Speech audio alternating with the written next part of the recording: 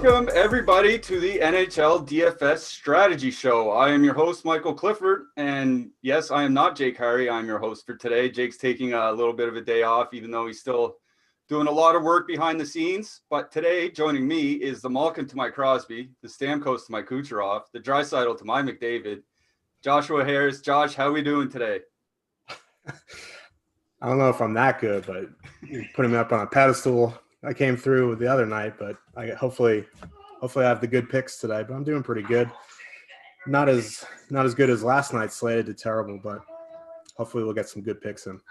Yeah, I mean, we got a big slate tonight, 10 games. We'll get to that for a second. But real quick, just want to go through last night's slate. Smorchy, who's apparently been on a little bit of a tear this year, takes it down, first place.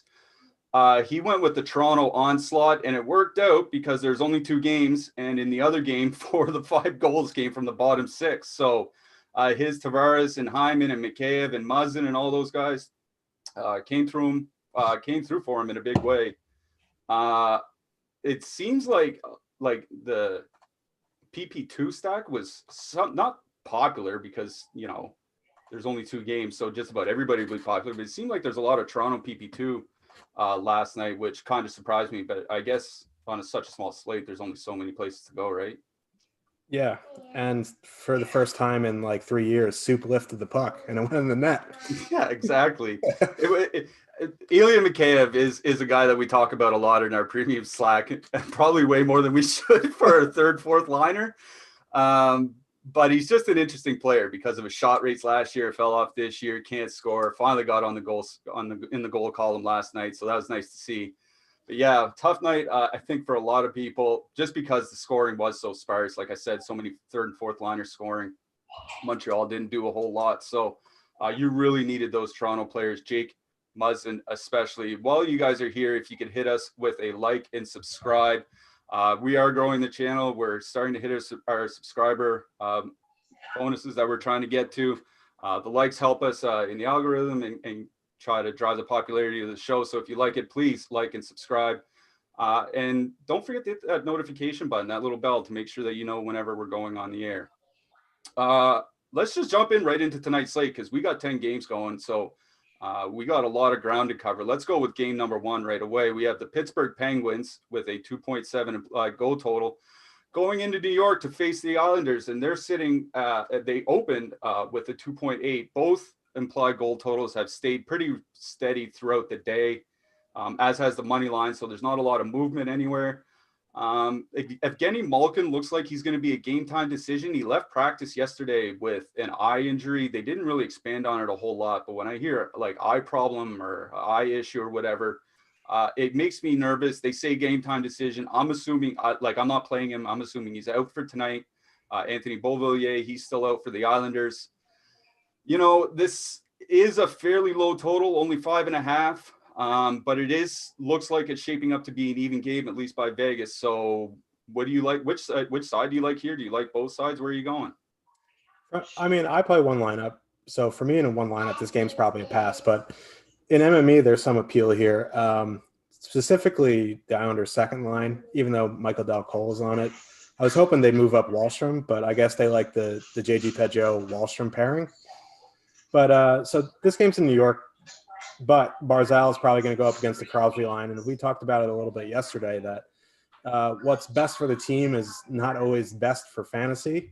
And this is a case where, you know, Trotz is going to send out his top line out against Crosby. So I really don't like, especially on a big slate, going up against Crosby in 1-3 lineup. So in MME, if you want, you know, I know our buddy who's off today, Jake, will definitely have some Islanders one because he always does. But going against Crosby, it's going to be a fade for me. They're just incredible defensively with Gensel and Rust. I mean, they're up to a pretty decent sample size on the season, and they have a 1.33 expected goals against average, which is definitely well below average, and only 5 high danger chances against per 60.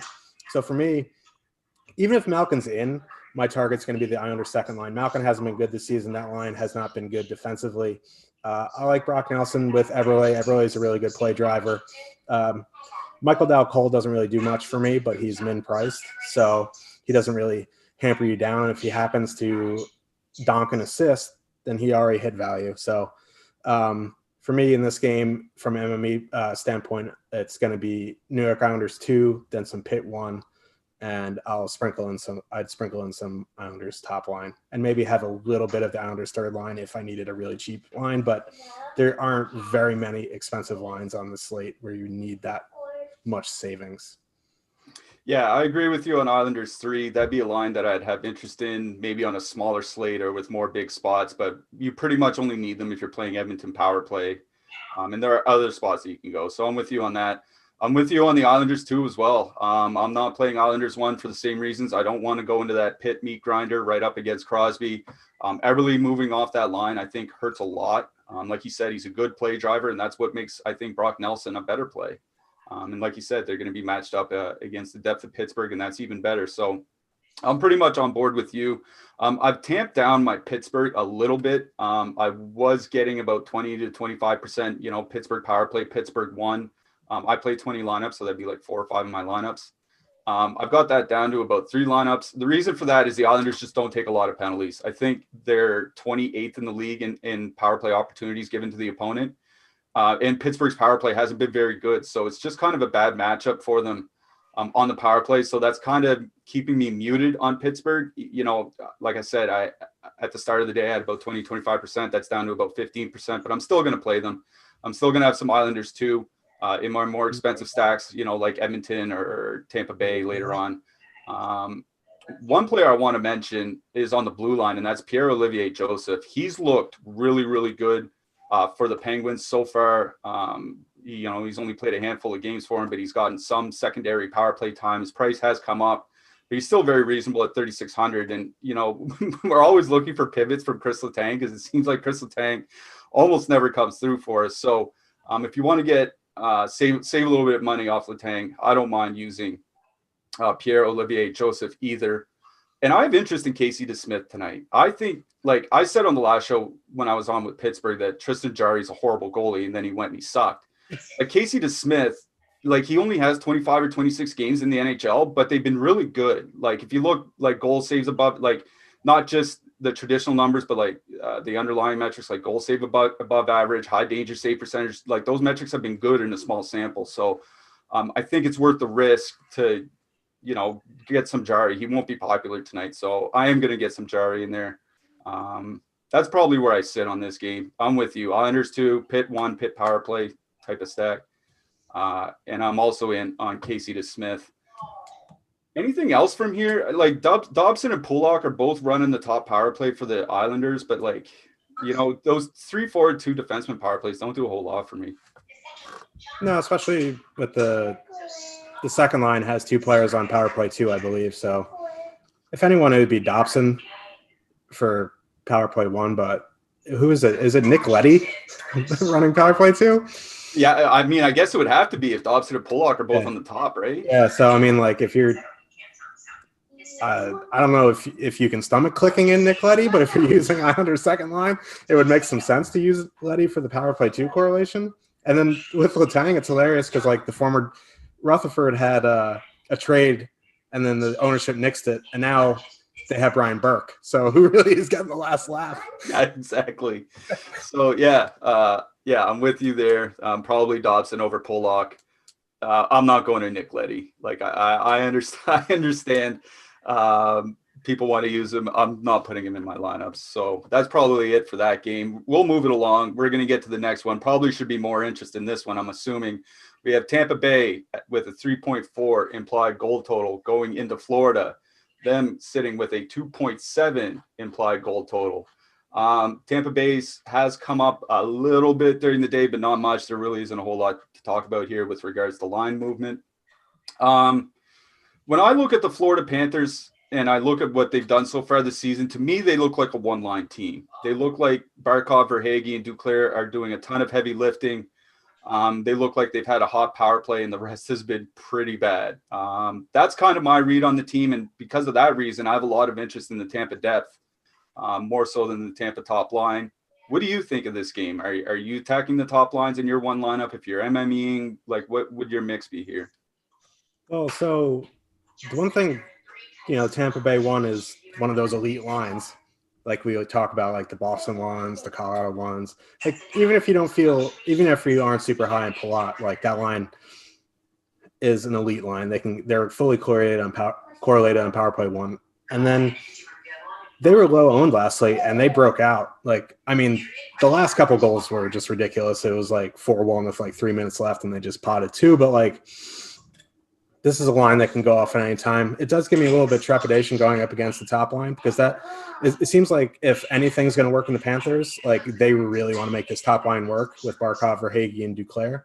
And their numbers are they're legit. They have 60% Corsi for, 6 high danger chances against per 60 in a 120-minute sample. So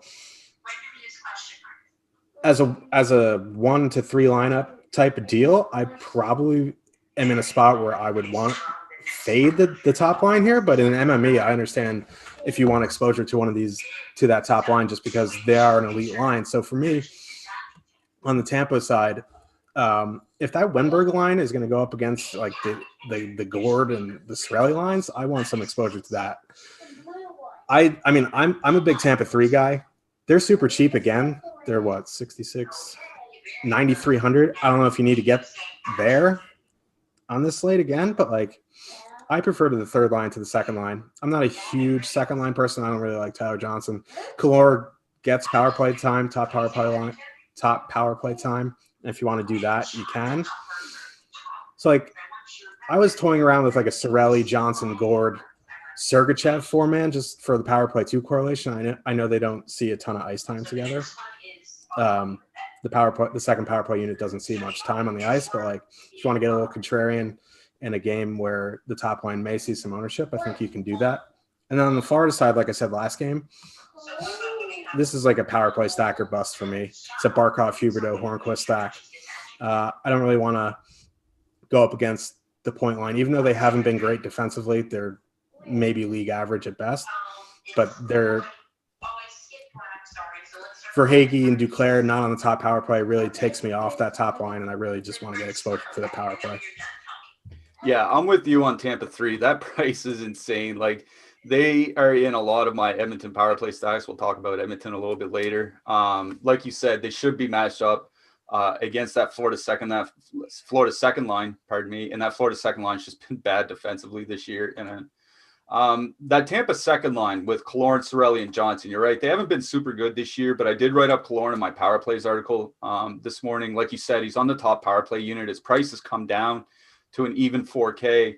And they do get a good matchup at 5-on-5. So even though their line themselves aren't good, they're facing another line that isn't going to be good either. So it's not like it's a bad matchup for them. So I'm kind of in the one-off boat, like I'm one-off in Kallorn or one-off in Cirelli or something like that. But if I need to stack, I'm going to the third line. They're in a lot of my Edmonton stacks tonight. Hopefully they're not super popular because they are a line that has seen ownership at times because they are cheap, but they are good. So I just kind of hope that the ownership stays muted because it is a perfect stack to fit in with your Edmonton power plays. I'm pretty much out on the Panthers altogether. You talked about their power play. I wrote them up at Dobber Hockey. This morning actually. Their power play with their 5-man top unit on the ice is scoring 22 goals per 60 minutes. Like the elite power play last year was Edmonton, and I think they were at like 11 or 12. Like Florida's literally running twice as hot as Edmonton was last year, and Edmonton was one of the historically greatest power plays we've ever seen. So like when I see a team that's mostly bad at 5-on-5 outside of one line and is due for some heavy regression on the power play, like that screams fade for me. Like I don't have any Florida stacks. I do have some Mackenzie Weegar because his price has come down a lot. Like he was in the high 4s. Now he's into the mid 3s. He'll play on the top pair with Ekblad, should get a fair amount of minutes. So if you need, a cheap-ish punt, I don't mind Weegar, but like, I don't want anything to do with this Florida team. The correlation is broken. The middle 6 sucks. The power play is overheating. Like if the power play keeps running as hot as it is and they bury me tonight, like so be it. Like I'm just going to bet on the regression because they're running way too hot. So count me out on Florida. I'm with you on Tampa 3. I do have 20 lineups, but I actually don't have any Tampa 1. And I don't feel that good about it, but Florida is one of the least penalized teams in the league. That's kind of the way I'm justifying it to myself, is that the Panthers don't take a whole lot of penalties. They're 25th, I believe, in penalties taken this year. So, I'm not going to begrudge anybody for playing Tampa. I'm just going to say they're not for me tonight because there are other spots I want to get to. The Florida top line has been really good defensively too this season. So yeah. And the Ekblad-Weegar pairing is really good defensively. And they have a big sample going back a couple years. So, yeah, I'm more of a Tampa 3, maybe one off some Tampa 2 guys, and that's about it for me from this game. I'm not taking either goalie. Are you? No. I mean, Bobrovsky gave up a goal immediately to Detroit. It was just his angle was so off on that goal. He settled down after that, but if he's going to have these mental lapses, it just seems like I think I'm leaning towards more he got paid and he doesn't care more than there's an injury. Yeah, I'm thinking you can get away with bad angles against Detroit. You probably can't get away with that against Tampa Bay. Yeah. So, yeah, I'm out on Bobrovsky as well. All right, let's move it along. We're going to get to our next game here. We have the Edmonton Oilers actually going into Montreal tonight, and we have Edmonton with a 3.2 implied goal total. Montreal with a 3.3. Montreal has climbed a bit in different spots because this is sitting at a 6.5 over under. But I'm going to guess that part of that implied goal total movement has to do with who's starting in net for the Edmonton Oilers tonight. If anybody wasn't paying attention, despite them not being in a back-to-back situation, they are starting Mike Smith in net tonight, and Mike Smith is one of the worst goalies in the league. And Jesse Puljujarvi, while they're saying he may play tonight and was held out for precautionary reasons, I'm guessing it looks like he's out because James Neal was skating on the top line with Connor McDavid and Ryan Nugent-Hopkins. So we have Mick Draisaitl heading into Montreal, facing a Habs team that played last night. Seems like it's a good spot for at least one of these teams. What do you like out of this? So every time I'm on the show and the Canadiens are on the slate, I always say that the Canadiens are one of the best 5-on-5 teams in hockey. They have 3 lines that are just rolling over people. And then you get Puljujarvi off the top line if he's out tonight, which is a big downgrade for that top line because he's arguably been a top 3 player on the Oilers this season. And McDavid's wowies without Puljujarvi, granted, it's with Cassian and just awful players like Chiasson. His wowies with Puljujarvi on the ice are so much better, but I would imagine they're going to dip down a little bit with Neal. Neal is just a glorified better Lucic at this point, really. So and they're going to be getting the Danault line, which is one of the best 5-on-5 lines in hockey. And even if they don't get the Danault line all the time, they're going to get the Suzuki line, which in over 100-minute sample this year has been very good defensively as well. So for me, this is a Canadian slate. I like that side better. My favorite's Montreal too. I suspect I'm not alone there. They're gonna get some ownership. Duran's price keeps going down. He's 3,700. Suzuki's price seems like it hasn't moved in 3 weeks. Josh Anderson's still manageable. He keeps scoring goals. If he was on the top power play, this probably would be one of the highest owned lines on the whole night. But Montreal 2 for me. I'm a sucker for Montreal 1, even though they don't have much power play correlation at all or any power play time at all besides Gallagher. I love them. No one really plays the no. You just hope they get it done in their 16 minutes of ice time. You hope they get it done at 5-on-5.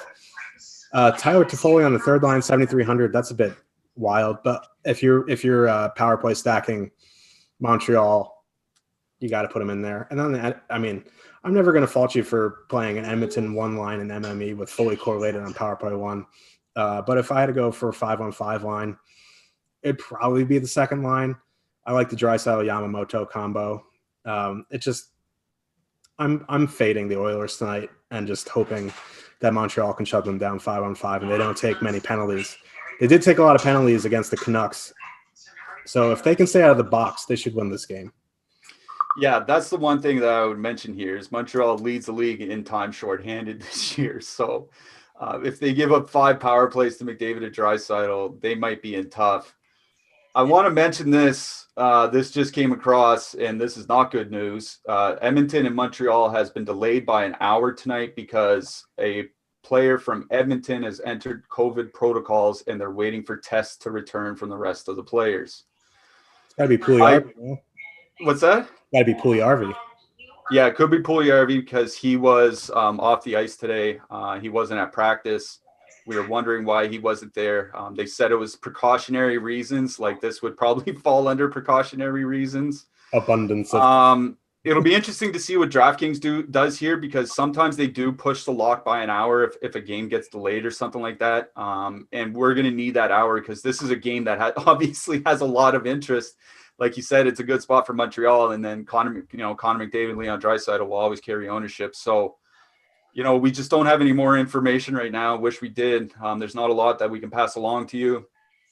Keep an eye on our premium Slack is the best that I could say. Our premium Slack will obviously be keeping people updated. Have swaps ready. Yeah, make sure you have your swaps ready. But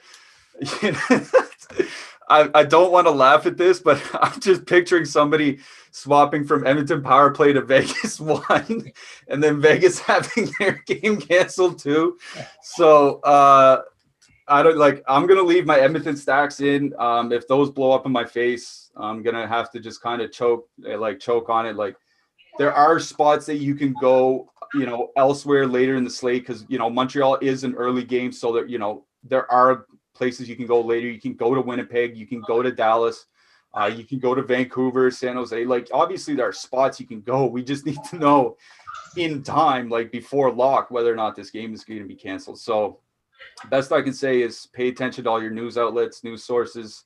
If you're an Awesemo subscriber, pay attention to our Slack chat because we will have more information. Now, getting back to this game real quick, assuming it goes, I'm probably going to have more Edmonton than most people tonight for the reason that I think people are going to, like you said, people are going to get off them. 1, because of the matchup.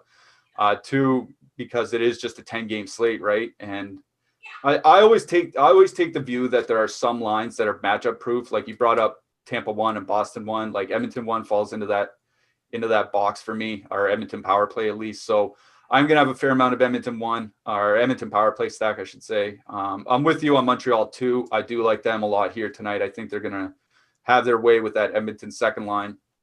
I want to mention the defenseman real quick. Alexander Romanov has taken off the power play, and Shea Weber's shot rate is the lowest of his career. So, like, as much as I want to believe in Jeff Petry's regression, I don't see a lot of great viable alternatives in Montreal. Like, I guess you can go to Sherrod or something like that, but for me, I think it's Petry or bust. I don't know what you think of that Montreal blue line. Yeah, it's GPPs. It's Petry in cash. It's probably Sherrod, but yeah, I agree with you. It's tough to nail down just because the power play. Like Weber is, like, I want to play him just because he's probably going to have low ownership, but like, he's been really, really bad. So, our ownership on him isn't honestly super low. We have him pretty much at the same spot as Chris Letang and Ryan Ellis, like around 8% or so. So, it's not bad, but it's not super low. Our ownerships actually just came out, and we have Connor McDavid at 4%. So if that's kind of why I'm going to end up playing a bunch of Edmonton tonight is. All it takes is one special McDavid night to lap a good chunk of the field. So, yeah, put me down for Edmonton power play, Montreal 2. I'm not in on either of the goalies. I can't imagine you're starting Mike Smith either. No. All right, we're going to move it along to our next game. This has some sneaky interest to me. We have Columbus with a 2.7 implied goal total going into Chicago to face the Blackhawks with a 2.8 implied goal total. You and I talked earlier today offline about, Columbus has been fairly bad this year. There's no Zach Werenski. Seth Jones has been pretty bad. Obviously they had that issue with Dubois, and then they traded him, and now Liney's there, and they've already benched him. Chicago's been surprisingly all right. Like, I think a lot of people expected this team to be a doormat, but they haven't been. They've been at least, fine, passable. Kevin Lankinen looks like he draws in net again. He's been real solid this year. So what do you like here? I think 2 weeks ago we would have said this would have been, get as many Columbus guys in the lineup as you can. But now I'm not so sure. Yeah. I kind of like, I mean, I don't love any spot in this game, but hold on. My computer just froze. Let me get these lines back up. There we go. We're back. So I'll start with the Columbus side. I really wish Bjorkstrand was in a spot on power play 1 on a line with Laine and Roslovic, and that would be a line I could play. I still like the Laine Roslovic line with Atkinson a bit, but like if you dig into their underlying numbers as a team, they're just not scoring. So do I really want to play 7,100 Patrick Laine for a team that's probably not going to score against Kevin Lankinen, who came out of nowhere the past month and has been playing actually really well? I don't know if he's actually a good goalie long-term, but like he's playing really well. So honestly, for me, I'm on the Chicago side, and I've been big on the second line for a while, Kubalik, Strome, and DeBrincat. I wish Kubalik was on power play 1, but beggars can't be choosers when playing the Blackhawks. Kubalik, great shooter, scored 30 goals last season. I know I'll get roasted for citing a stat from last season, but he's actually good. And then Strome and DeBrincat are on power play 1 together. No Werenski. Jones has been terrible. So I think this is a spot you can exploit. And I would imagine, I haven't seen the ownership since it came up, but I would imagine the Chicago is going to be very low owned tonight. I think you don't need to play Kane. I don't mind the Suter-Kane combo, but like for me, it's Chicago too, and I sprinkle in a little bit of Columbus here and there, but I like the goalies in this game. Yeah, I do like Lankin. It's actually my first I usually crunch first thing in the morning just to see what my projections will give me before I set limits and restrictions and all that. And I got 85% Kevin Lankinen in my lineup. So apparently my projections like Kevin Lankinen tonight as well. The Andrew Shaw looks like he's going to be out tonight for Chicago. They said he got elbowed in the last game. He's in concussion protocols. It's not good for him. I think he's had concussion issues in the past. So they might mix things up here. But I'm wondering if Kubalik doesn't – pardon me? I'm sorry. Shaw was on the top power play, right? Yeah, that's what I'm wondering. If Kubalik doesn't – because I'm pretty sure – when Shaw missed time earlier in the year that they put Janmark on the top power play unit. So it might be Matthias Janmark going back to the top PP unit, but like, I really hope it's Kubalik. I'm with you. I'm big on Chicago tonight. I think they're my third most popular stack. I'm mostly like power play stacking ish, even though Columbus doesn't take many penalties. It's just because like Patrick Kane might be lining up with Janmark or DeBrincat or whomever, but Patrick Kane's going to play with everybody. Like, that's just what they do. Like, they don't stick to their 1 through 4 lineups. That's just not what happens in Chicago. It's the best players get the most minutes, except for Kubalik for some reason. So yeah, Strome, Kubalik, DeBrincat, Kane, like that foursome, mix and match 3 of those guys. That's just kind of what I'm doing for my Chicago stacks. I'm just mix and matching 3 of those players. If you want to take a stab on Janmark because he might skate in the top 6, might get top power play minutes, I don't mind that. But that's about it from here. I'm not in on the Columbus side. I know you talked about Atkinson and Roslovic, but I looked at Roslovic's numbers. I brought up IPP, individual points percentage, in our last show. It's the rate at which a player gets a point when a goal is scored with him on the ice. Elite players are like 80 to 90%. Most of the NHL is like 60 to 70. Defensemen will be like 50%. Roslovic's at 100% so far since he got traded. Okay, like he's not gonna keep getting a point on every single goal that's scored on the ice, and he's shooting 20% at 5-on-5. Like, there is a lot of regression to come here. We just saw Patrick Laine get benched halfway through the second period for an entire game. Like, I'm not going to play a 7,100 Laine that might play 13 minutes or, a 5,000 Jack Roslovic or whatever he is, even though like everything about his underlying numbers just screams regression. So I'm pretty much out on Columbus tonight. I don't mind if you want to do like a cheap defenseman like Savard to Gavrikov or something like that. Because I think Savard played over 25 minutes last game without Werenski in the lineup. So like he could see a ton of his shin pads could see a ton of shots in this one. So I don't mind playing Savard, but I'm mostly out on Columbus. I'm with you on Chicago. Give me some Lankinen. Give me some Chicago power play. I'm not really in on the Chicago defenseman. Connor Murphy's out tonight. Adam Bogfist, they said, is not ready to come back. So maybe Duncan Keith sees an uptick in minutes, but like I'm not super excited to play a 5K Duncan Keith. So like if you have the salary for him, I'd say it's fine to play him, but I wouldn't, make sure to build my lineup around ensuring getting a 5K Duncan Keith in. Yeah. Yeah, I'm in on Kevin Lankinen as well. He's my most popular goalie in my lineups. I got him down from 85%. I don't have 85% Kevin Lankinen tonight, but yeah, I do like him a lot. That's about it for me on this game. Don't know if you have anywhere else you want to go here. Just follow up on Duncan Keith. I wouldn't want off him. I would just have him in with Chicago. 5K for Duncan Keith is just a correlation play. I couldn't imagine clicking him in my lineup without Hawks skaters. Yeah, I agree with you completely. He is not a one-off guy. All right. Next game, probably not a lot of interest here, depending on who you are and how much you like these teams. We have Detroit sitting with a 2.3 implied goal total, going into Nashville with a 3.2 implied goal total. Nashville's implied goal total has actually come down through the day, and people are betting the Detroit side. So there is movement going to Detroit, which isn't surprising considering Nashville's results their last few games. They just got blown out 6-1 in their last game. They lost 4-1 before that and 2-1 before that. They scored 3 goals in 3 games. It hasn't been a very good stretch for them. They have a new look top line, Luke Cunnin in between Philip Forsberg and Victor Arvidsson. I wrote up Christian Juice this morning for FanDuel. He's pretty cheap on FanDuel, top power play for Detroit.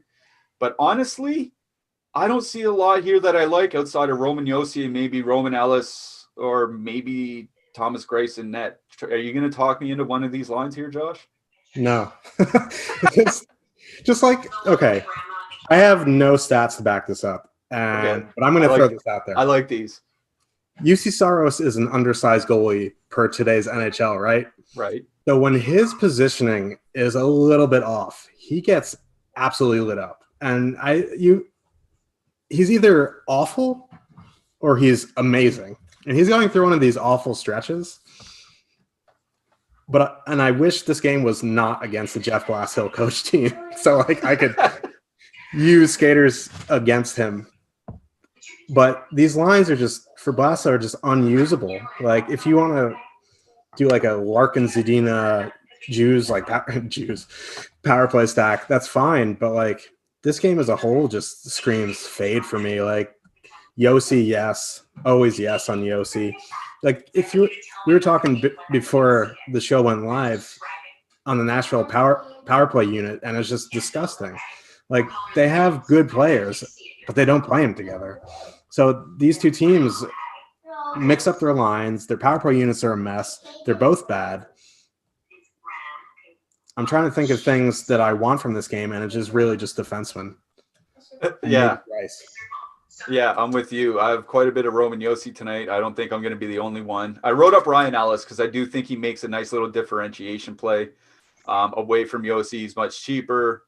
He puts up good peripherals as well. So I don't mind Ellis. But this is a one-off game to me. Like I have some one-off Josi, some one-off Mantha. I think I have a one-off Larkin. Like I'm not going to get 20% Matthew Brome. I'm not going to get 20% Vladislav Nemesnikov. Like I'm just not doing it. So yeah, I'm kind of with you. I do like Thomas Greiss in net. He's fairly cheap. So if you need a cheap goaltender, I don't mind going in that direction. But yeah, it's just one-offs. There's just nothing here that interests me. And then with Glasshill, you just don't know. Like 30 minutes, like as soon as they hit the warm-ups, it could be like Larkin, Zadina, and Bobby Ryan. You're like, wow, I kind of want to play this line. Or it could be like Darren Helm with Larkin and Giovanni Smith. Like you just don't know with Glasshill. So like it's hard to like lock in a line because he changes them more than Torts does. So it's just a mess. And then it's not like Nashville's that much more reliable. We were saying, was it Michael McCarron was on their power play in the last game, and Michael McCarron was a player who was drafted by the Montreal Canadiens like 8 years ago, and he couldn't crack their lineup for like 6 years. Like What are they doing? So, like, when I see somebody like Michael McCarron getting top power play minutes over Michael Granlund or Victor Arvidsson, I see a coach that's run out of ideas.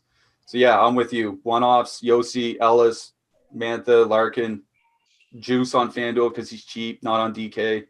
I mean, that's probably about it. Forsberg is a little pricey for a one-off. I mean, if you're using two cheap lines, then you have almost 7,000. But like, yeah, that's a good point. Yeah, it's a good point. Yeah. All right.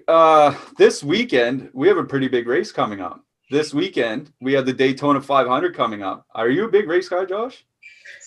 I like to watch cars turn left for 4 hours. Yes. Yeah. Well, then that makes you a big race guy. Well, we have a little deal going on here at Awesemo. We're having a 50% off NASCAR week. So if you head on over to awesemo.com and use the promo code Daytona, you will get half off your first week of Awesemo plus NASCAR. That's $4.98 for everything we have to add for the Daytona 500 this Sunday. So be sure to check that out. That's promo code Daytona for half off your first week at Awesemo Plus. This is valid through Valentine's Day. The race comes up on Sunday. I always watch the races. I always have them. The big races, I'll have them on in the background. I'm not going to put them on every week, but yeah, I'm with you. Maybe I should get some of our Awesemo Plus tools and have something to do this Sunday as well. Yeah, because with the race, the NHL slate is going to get demolished. So might as well tilt some cars going 200 miles an hour going left. May as well tilt some cars that are tilting. Yeah. And also over here at Awesemo, we love giving away some free stuff. So today over at awesemo.com, we have free NBA and NHL ownership projections. Ownership is something that people really should start paying attention to. It is very, very important, especially once you get to the bigger slates. It's a big difference between a 1 or 2% line and a 7 or an 8% line. So NBA, NHL, free ownership projections are now up at awesemo.com. All right, let's move this along to our next game, one that I'm sure has a lot of interest, especially for one side. We have Ottawa with a 2.7 implied goal total going into Winnipeg with a 3.7 implied goal total. Ottawa's implied goal total has come down a bit during the day. That kind of makes sense when you see that they've been changing up their lines and stuff. Winnipeg welcome Pierre-Luc Dubois to the fold in their last game, but he only played 13 minutes, but they say his role is going to start increasing. We're showing a lot of ownership on Mark Scheifele, 18%, Nick Ehlers, 14%. We have Nick Ehlers as the fifth most owned player. That's pretty high for a guy that's not on his team's top power play unit. What do you think of Winnipeg here tonight, and does Ottawa interest you at all? So from a Winnipeg side, outside of that top line, it's hard to really key on anything because Paul Maurice did a nice little hack job on the second, third, and fourth line. So their power play one is like over 3 lines. Power play two is over 3 lines. So I kind of treat the Winnipeg top line kind of like I treat the Florida top line. Like I want to play them. I just don't like the power play correlation. Like obviously, like Kopp has been really good. Ehlers has been really good. And they got the upgrade from Stastny to Scheifele. So, you would think that's a nice 5-on-5 line. And they're going to probably see the depth of Ottawa, which is, we've talked about it plenty of times. The depth of Ottawa is, I'm running out of, they're just, I'll just say not good. They're bad. So, like, I understand the ownership on the Winnipeg Jets top line. MME, yeah, definitely. I don't know if I'd be, like, way over the field, but I'd probably be over the field. That second line, I wish it just was not Trevor Lewis. If it was someone in his price point, like a Mason Appleton, I'd have more interest as using the whole line, but I don't mind a Connor Dubois duo, even though they're not on the same power play unit. And then that third line is probably going to go up against, I would imagine, the line, whatever line Brady Tkachuk's on, probably with Tierney and Brown, unless they mix it up. So for me, this is a Winnipeg 1 slate for me. And then on the Ottawa side, it's probably more of like a one-off or mini power play stuff, like a one-off Tkachuk, or a one-off Dananoff, a Kachuk, Dadanoff, and then Chabot type of deal. But that's really about it on the Ottawa side. Yeah, I'm with you. I wrote up Dubois this morning for my NHL DFS power plays. 4,200. Like I said, he only played 13 minutes, but they did say he's going to start getting some more ice time. So I like that. Kyle Connor, you mentioned him as well. His price came down a lot. He was $7,000 on the last slate. He's $6K now. So the price has come down, and it's a reason, 10,200 for a two-man is pretty reasonable on DraftKings. So I do like that. I'm with you that this is about a Winnipeg one, or I don't know what you want to call the Dubois Connor line. I'm calling them Winnipeg 2. So yeah, Winnipeg 1 and 2, because they have been using Stastny, like you said, up against the top line for the opponents. And as I wrote this morning in the power plays with Brady Tkachuk and Thomas Chabot off the ice, the Sens are allowing over 2.8 expected goals against per 60 minutes, which would put them last in the league. They are brutal without their top guys on the ice. So yeah, the fact that Winnipeg uses their third line against the opponent's top line means real good things for the top 6 from Winnipeg tonight. So if you want a power play stack, if you want to power play 2 stack, even though they may not get a ton of minutes, I don't have a problem with that either. One thing I want to mention is that Derek Forbort and Nathan Beaulieu, they're getting a ton of minutes. Dylan DeMello's not. Do you have any interest in those guys? So I was a Forbort guy until he got into like the mid 3s. Like I would be way more interested if he was like 30, like in the range of 2,800 to 3,300. At 3,700, I still think you can do it, but like it's a bit pricey for me. Beaulieu, or however you said it. These U's, man, they kill me. But 2,600, I'd be more apt to one off him. Just top pair, $1,100 cheaper, blocks and shots. So I'd be more apt to go there than Forbort until his price comes down a little bit. Yep, I'm with you there. And I don't really have a ton of interest in either goalie. I mean, Murray, I guess if you want to get some leverage, I think Hellebuck's too expensive for the matchup. So yeah, that's kind of where I'm at there. We're going to move to the next one. Carolina with a 2.9 implied goal total. The Hurricanes are going into Dallas to face the Stars. The Stars have a 2.6 implied goal total. Same Dallas lines as the last game. No Alex Radulov. He's not back in. Teuvo Teravainen looks like he's jumped to the top line with Sebastian Aho, and that means the line of Svechnikov, Jordan Staal, and Warren Fogle is back together. They're also expecting Vincent Trocheck back. He should play with Nino Niederreiter and Jordan Martinook. All right. I don't have a ton of interest in this game. This looks like a pretty bad matchup for both sides. I might have, some Carolina power play stacks, but that's about it. What do you like out of this game? Yeah, so when I was first building lineups, one of the first things they put in was a Carolina power play stack, Aho, Svechnikov, Dougie. And then you realize they're at home or the Stars are at home, so they're probably going to stand out the Fasca line against Aho. And that's not the best matchup. I mean, Aho, Svechnikov combo are excellent 5-on-5. So Fasca, Cogliano, Blake Como, like they're good defensively, but they're getting old. They're just old. So like I don't mind from like if Carolina top line is going to be under-owned because of it, I don't mind going there. And then I'll have to wait and see on the second line if Trocheck is back, because if Trocheck is back, that means Stahl's going to come off power play 1, which gives the Carolina power play a bump because Trocheck has been shooting the puck a bunch. Stahl's a good puck mover, but he doesn't really finish. So for me on the Carolina side, it'd be power play stack really. I don't like playing the Stahl line 5-on-5. You want to one off Fogle just because he gets a little bit of power play time and he's under 3,000. Okay. I'd rather one off like a Teravainen for the power play 1 time. And on the Dallas side, I just don't like rostering Dallas. Like overpriced Pavelski, overpriced Ben. Like, so for me, it's Dallas 2, Hintz, Gurionov, and Klingberg for a power play correlation. Jason Robertson on that line, min price. I don't know. So I'd probably leave them off unless I needed some salary savings. So Dallas 2 really for me.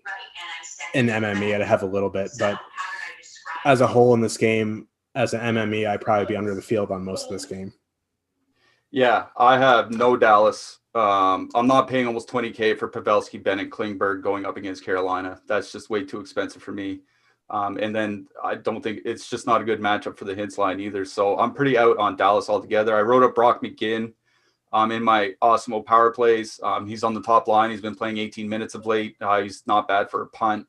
But I'm with you. For me, it's a Carolina power play stack out of this game. Dallas is the third most penalized team in the league. So if Carolina can get 4 or 5 power plays, I do like their chances of converting here. On the blue line, outside of Dougie Hamilton, I like Slavin and Pesci. They're playing the most minutes. They're playing 22, 23 minutes a game. They're not bad for a decent puntish type. Yeah.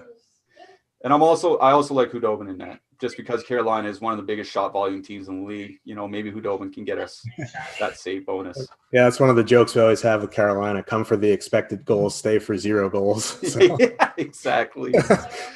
Just want to remind everybody that we have a new Twitter account. It's at Awesemo NHL. You can go check us out there. If you go to our main Twitter account, Awesemo_com, we have a little contest going out right now that if we can get to 30K followers, we're giving out 30 free weekly passes. So if you're not following our main Awesemo account, head to Awesemo_com on Twitter, follow us, and we are giving away 3 free weekly passes. Be sure to come and sign up at Awesemo Plus. You can get access to all the great Awesemo Plus tools and content for nearly every DFS sport out there with a weekly pass of $29.95. This includes full access to all our premium content and tools on Awesemo.com, including player projections, player ownership projections, our premium Slack channel, which is important for nights like tonight, and a whole lot more. If you want to play just NHL, our weekly package starts at $11.95. Stop guessing, start winning. Join Awesemo.com today. All right, just a few more games to bang out here. We're going to talk about this one real quick. Anaheim, 2.2 implied goal total going into Vegas. Vegas, a 3.4 implied goal total. There are COVID issues here right off the top. They pulled a player off the ice out of a game 2 nights ago. Canceled practice yesterday. Shea Theodore not at morning skate today. Alex Pietrangelo was back. I'm not rostering anybody out of this game because I'm very concerned about a postponement, especially after the game starts. What are you doing here? Yeah, especially with this Edmonton news that they're actually even considering pushing back the start of that game. Like maybe the NHL is starting to take this seriously. Maybe. I won't hold my breath. But like Thomas Nosek came out of the game in the second period, COVID positive. They practiced today, but it's very possible they start this game and more tests come back positive and they have to, stop. So it's really hard to play anybody in this game. Like, it's very possible. We've seen in the NBA, games get canceled right before it locks. So you just got to – if you have skaters from this game, you need to have swaps ready and you need to be around for lock time in this game. Just real quickly on the game, like, obviously Vegas 1, Vegas 2. Like we've talked about, that it feels like the Knights have been playing the Ducks for 3 weeks. Like it's the same matchups. Theodore's out, Pietrangelo's back in, which is a bump defensively for Vegas. So if I am going to play skaters from this game, it's going to be an MME, and I'm going to be around for lock. Vegas 1, Vegas 2. Duck side doesn't really interest me. Maybe some Anaheim too, but as a whole, I'm scared this game's going to get canceled, so I'm probably just completely fading. Yeah, I'm with you. I don't have any players from this game. I have some John Gibson because he might be back, but in my John Gibson lineups, I'm leaving like $500 or $600 so I can switch over to like Cal Peterson or Thatcher Demko if I need to in a pinch. I'm not switching around a ton of lines, especially with Vegas 1 being so expensive. So we'll jump to our next game then. Calgary, 3.5 implied goal total going into Vancouver. Vancouver with a 2.9. Vancouver's looked real bad, but it's also brought their prices down. What do you like out of this game? Okay, I'm on the Calgary side here. I don't know what Vancouver's been doing. Like, all their lines have been so bad defensively, and they continue to send out the Pettersson, Miller, Besser line against the top comp. Like, it doesn't make sense. They're getting absolutely caved. I guess just because they have a very large sample and they were actually decent last season, but like, it's just not showing up in the numbers or if you watch the games this season. So I think all three lines for Calgary in play tonight. I really like this third line of Backlund, Mangiapane, and Lucic. I'm not huge on playing Lucic. I know Jake had some Lucic the other night and almost took down a GPP, but they fully correlate on power play too. They're cheap enough where you can fit the expensive lines in. And then the top two lines, I don't really like the third wheels really of Dubé or Bennett. So I think you could even, power play stack, do like a Lindholm, Kachuk, Rasmus Anderson, or Monahan, Gaudreau, Anderson, or even go like Kachuk, like mix and match the power play stacks here. And then on the Vancouver side, like that Pettersson line in MME, I definitely have some just out of, FOMO, just because their prices have come down. They're reasonably priced. They're at home. Maybe the coach, gets hit with the puck and decides not to put Pettersson out against the top comp, and they see some of the bottom six. So, yeah. And then the Horvat line, I don't mind that. If like they're going to go against Monahan and Gaudreau, like I'll have some Horvat of the Horvat line for sure. Yeah, I'm with you. I like that Horvat lines matchup. You don't need a ton. Horvat, Pearson, the prices come down on all these players too, so it's not super expensive to fit them in. I do have a couple Vancouver power play stacks, just because I don't think they'll be super popular. But yeah, I'm with you. This is probably more of a Calgary side, but I actually will probably end up with some Vancouver power play stacks in my lineup, just because I don't think we're going to see a ton of ownership on them, and we still have them as one of the double-digit top stacks in our top stacks tool. We have them as a decent leverage play too. So put me in for some Vancouver power play stacks. All right, real quick, getting to our last game of the night here, we have San Jose with a 2.9 implied goal total going into Los Angeles with a 2.7. I think you and I might be on the same side of the coin here. I'm in on San Jose too. Meyer, Hurdle. What say you? Yeah, I'm going to get sharked with you guys tonight again. I really like the second line. They're going to avoid the Kopitar line. And quickly on the Kopitar line, like they have a large sample. I follow Kopitar Brown. But if you look at their numbers for this season, they're outperforming their career numbers. So I kind of want to avoid the Couture, LeBanc, Kane line. And people, I mentioned that in a chat, and people were like, oh, Couture and Kane scored. They're both on 6-on-5 scenarios. It wasn't 5-on-5. So for me, it's San Jose too. If you could fit in Burns, you do it. If not, Mario Ferraro is another interesting one with the advanced stats. Like the dude doesn't shoot much, but when he does, it's always on net. Yeah, so it's San Jose too for me. I do kind of like the LA Kings top line. If they're going to see 10% ownership like they did last slate, it's going to be a fade for me. Yeah, I don't mind the Kings matchup, actually. Like Los Angeles Kopitar line going in, trying to take down that Couture line. I don't think it's a bad matchup for Los Angeles, but I don't think Brown actually skated today at practice. Like I think he may be a game time decision. So that's just something else that I don't want to deal with later. Yeah, and then Kempe probably moves up, right? Yeah, it'd probably be Kempe. It just, for me, this is San Jose too. Hurdle and Meyer, they have great numbers together historically. It's a great matchup against Los Angeles second line. Los Angeles second line is just terrible defensively. So it's a great matchup for that San Jose too. But by that same token, I also like Cal Peterson in net if he starts. Yeah. Los Angeles allows a lot of shots. San Jose takes a lot of shots. I think the one thing to watch is Drew Doughty. I believe he was at skate today, but he has been a little bit dinged up lately. So just watch that late in the game just in case. All right, Josh, hit me with one of your favorite stacks on the night. We just talked about it, San Jose 2, so I'll get a little creative and I'll say Chicago 2. All right, I'm going to go with Tampa Bay 3. Tampa Bay 3 is my filler stack for Edmonton. Thank you, everybody, for joining us here today.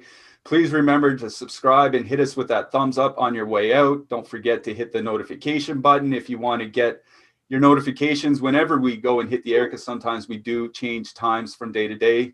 Avery, how you doing today, bud? Good.